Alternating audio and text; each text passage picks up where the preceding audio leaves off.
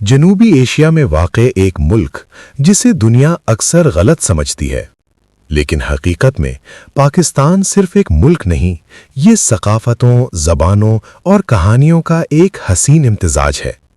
یہاں ہر شہر ایک نئی کہانی سناتا ہے۔ شمال میں جہاں برف پوش پہاڑ آسمان کو چھوتے ہیں، وہاں زندگی سادہ ضرور ہے مگر خوبصورتی بے مثال۔ ہنزا، سکردو اور گلگت کے یہ علاقے دنیا کی خوبصورت ترین مقامات میں شمار ہوتے ہیں۔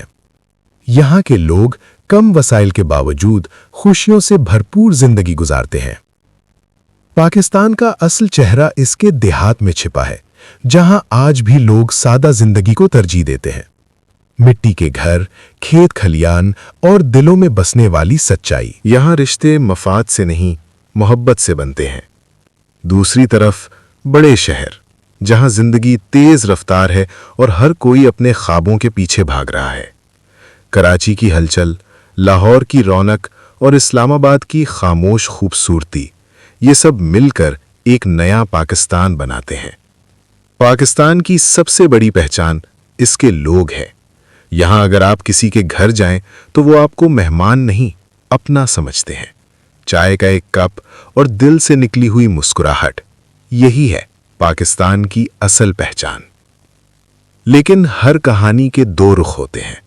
پاکستان کو بھی چیلنجز کا سامنا ہے، معاشی مسائل، تعلیم کی کمی اور ترقی کی راہ میں رکاوٹیں، مگر اس کے باوجود یہ قوم ہمت نہیں ہارتی۔ آج کا پاکستان بدل رہا ہے۔ نوجوان نسل نئے خواب دیکھ رہی ہے۔